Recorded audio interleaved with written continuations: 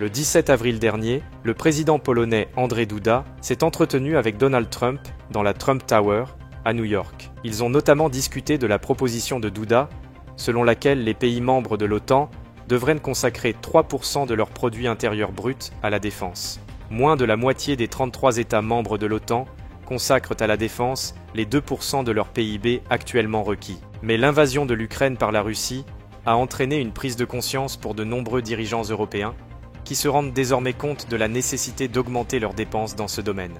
Dans une interview publiée quelques jours après sa rencontre avec Trump, Duda a déclaré que Varsovie se dit elle aussi prête à accueillir des armes nucléaires de l'OTAN sur le sol polonais. La Russie a récemment déployé des armes nucléaires au Bélarus, ce que les pays membres de l'OTAN en Europe de l'Est considèrent comme une menace. L'envoi d'armes nucléaires en Pologne renforcerait considérablement le flanc oriental de l'OTAN. Depuis plus de 75 ans, la trompette et son prédécesseur, la pure vérité, ont prédit que l'UE serait réduite à une alliance de 10 nations ou groupes de nations gouvernés par un homme fort. Cette puissance politico-militaire uniformisée joue un rôle clé dans la prophétie du temps de la fin. La pression en faveur d'une augmentation des dépenses en matière de défense en Europe mène tout droit à l'accomplissement de cette prophétie. Pour en savoir plus, veuillez lire l'article du rédacteur en chef de la trompette, Gérald Fleury, « Les 10 rois du nouveau Saint-Empire romain se lèvent maintenant ». Le 22 avril dernier, un important journal iranien a écrit que l'Iran avait entamé des pourparlers nucléaires avec les États-Unis. Selon l'article, l'ambassadeur iranien auprès des Nations Unies, Amir Saïd Iravani, a négocié avec les États-Unis en vue de ressusciter l'accord de Vienne sur le nucléaire iranien.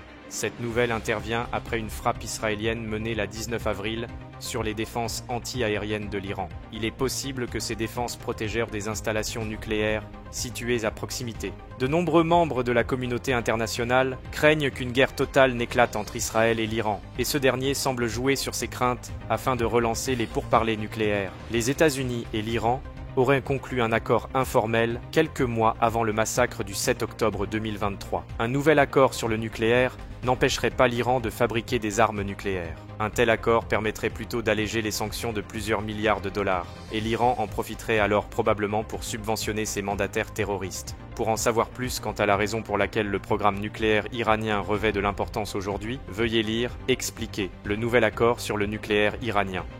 Selon une étude intitulée « La jeunesse en Allemagne 2024 », publiée le 23 avril, les adolescents et les jeunes adultes allemands seraient de plus en plus susceptibles de voter pour le parti d'extrême droite Alternative für Deutschland, l'AfD.